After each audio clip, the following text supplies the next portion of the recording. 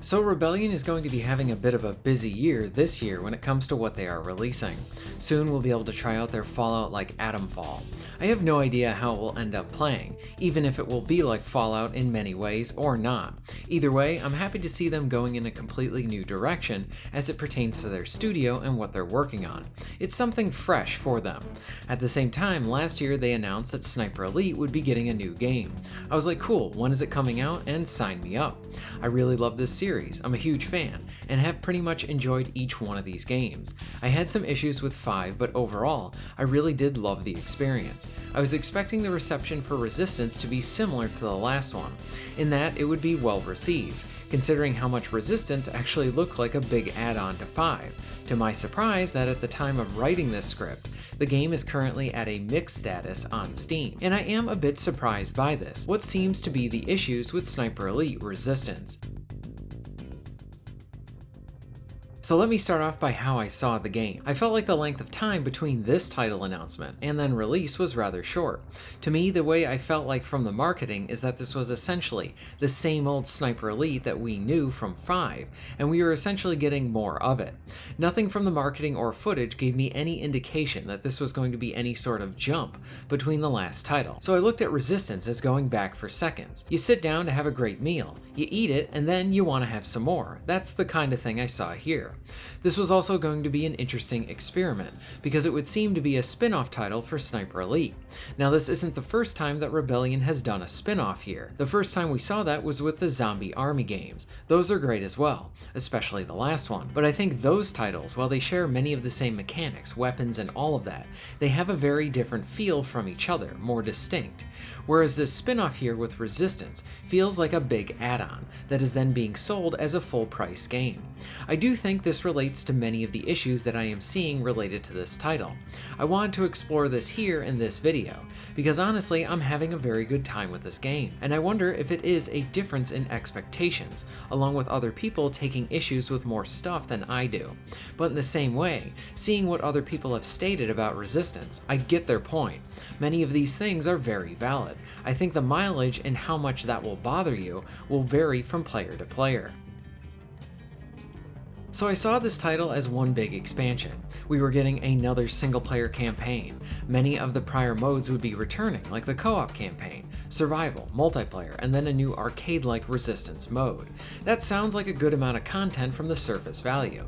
Now I will admit, even though I'm having a great time with this title, there are really no changes from 5 to this game. It's the same game in how it feels and operates mechanically. It's not like for those that have put hours into the series and can really feel the difference between, say, 3 to 4 or 4 to 5, and Resistance pretty much operates the same way as 5.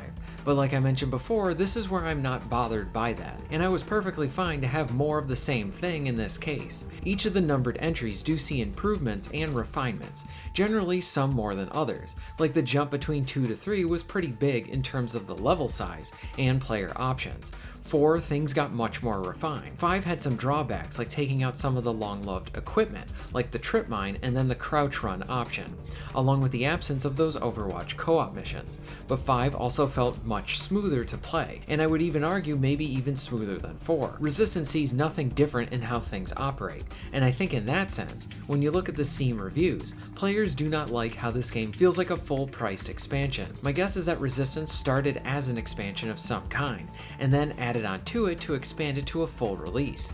Some say the price is too high for this title, and I think even though I'm enjoying this game a lot, I can agree on this point, that maybe $10 cheaper would have been a sweeter spot for it to launch at. While I do feel like I'm getting great value, I think on how this title is being looked upon by other members of the community, it would seem that the price does not match the game in this sense. Others have cited they like the campaign, but other areas like the multiplayer could have been better with their map selection. Some have said this series is now stagnant and needs to do something new. This is actually a topic that I want to explore in another video, as I love this World War II based shooter. There are plenty of other areas that could make for interesting Sniper Elite settings and games. Some players miss Carl, and to that I agree. Harry is fine, but it's funny how he sounds like an actor, trying to sound like Jason Statham. Harry's narration seems to be a bit overdone in this title than Carl's was in 5, or it could just be how it seems. While each one of the Sniper Elite games have their delightful amount of jank in them, I want to say that as I'm going through the campaign, that it seems like Resistance is a bit rougher in this area. I have had enemies just outright disappear, and even an instance or two of someone being able to see me through a wall. I think what we have here is a game that is mixed in its standing, because the fans of these games are very loud about how they feel about this particular title, and rightfully so. This is good information for Rebellion to have, while I share in a bunch of the criticism and points others have brought up. At the same time, I'm having a lot of fun, and I cannot discount that at all. One thing I wanted to bring up too was how the weapons you have available to you. I do like that there seems to be new ones in the rotation, but older expected ones are not part of your loadout like the Thompson. I understand that they probably want to make Resistance have different tools, but I think a better approach would have been to use 5 as the base for all the equipment and then add on to it. I do want to throw out as well, with Resistance being a spin-off title, I think here it might have been a perfect opportunity to bring back one of the best modes from the prior Sniper Elite games that were not found in 5, like with the co-op Overwatch missions.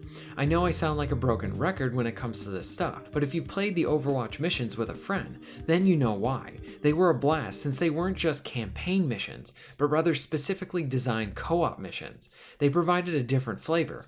I think Resistance should have taken the opportunity to then bring them back here.